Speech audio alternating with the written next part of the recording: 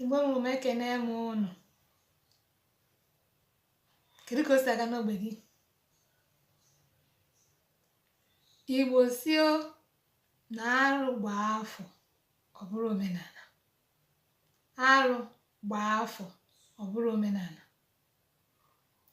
O tego ihe a na-afịọ n'igwe ịntanetị. Bobrisky asịkwa, Very Dark Man asịkwa, mụa chọrọ itinye ọnụ n'ugbu a maka na agba nkịtị ihe a na-emebi. Afụ ihe na-adịghị mma ekwughị. Nyenwawo so na-akwado ihe ahụ na-adịghị mma. Ya na mụnwa na-akwado Very Dark Man na ihe ọ na-eme. Amabụrụ m ya bifo na mbụ, amabụ m onye ọwụ.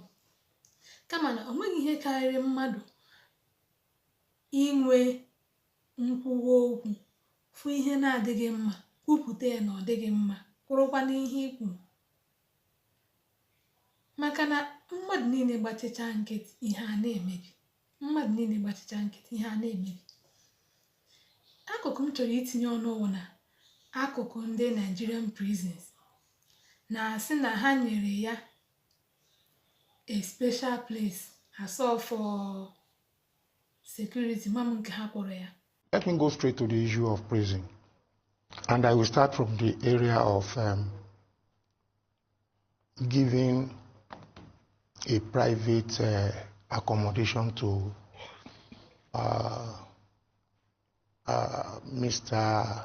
Idris. First of all, let me explain the categorization of the prison setup. Because the prison, which we call now Correctional Service, has buildings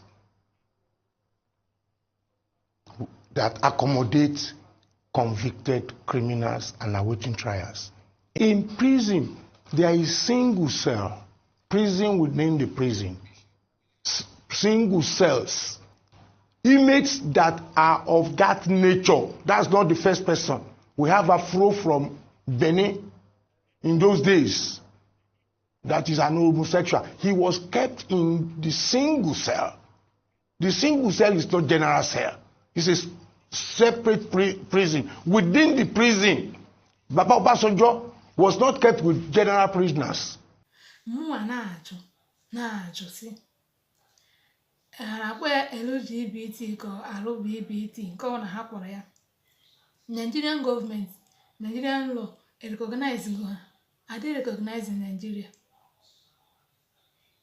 Kedu ihe kpatara nụ ndị prisons ga-eji wee sị o jikwe nwa ahụ ka nwaanyị, o jikwe nke nwa. Ha ga-eji wee nye ya a special cell. So voice note ahụ ewepụtara na ihe ahụ ekwuru na voice note ahụ bụ ihe mere eme. Meaning that na ọ nọghị tam ya na prison. Ọ gaghị mkpọrọ ma ncha na ha nyere ya ebe dị iche. Unu tụlekwa ihe a ka m wepụtara nsị ka anyị tụlee ya. Ọ pụtara na Nigerian government na-esizi n'azụ na-akwado ndị kpọrọ onwe ha LGBT. Maka na ọ bụrụ na ọ bụrụ ụta, kedu ihe kpatara nụ a ga-eji nye ya a separate cell? Very Dark Man, amara m onye before, mana ana m asị ka Chineke gbaa gị ume n'ọrụ ị na-arụ, ikwuwapụta ihe na-adịghị mma, kwuo ya ka ndị lawmakers ka ha nebe ya anya, wee ndị ahụ dị corporate ndị ahụ so na-akwado ihe a, ma ndị ahụ ụgwọ fada ya, ha ga-apụtacha zaa azịza. Maka ọ na-agba nkịtị ihe a na-emebi, onye ọzọ ga-emekwa. Biko, kedu ihe ị chere? Anya m weta ihe onyonyo. Kedu ihe ị chere na ihe a na-aganụ? Tinye uche gị na kọmentị. Ị kwadoro ihe a Very Dark Man na-eme?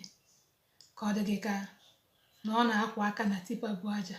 Ọ dị gị nọọ ka ihe a ga-enweta ya bụ justice ọdịnọkụ ihe anụnwa na a ga-ekpe ikpe ziri ezi wee maa ndị ikpe mara maa ha ikpe ha savụ tam ha kwesịrị ịsavụ. Ndewonu ndị be anyị ga-apịachi ya ebe anụnwa anyị ga-egbubiri ya ọdụ. Daalụkwanụ niile n'ihe onyonyo ka emesịa.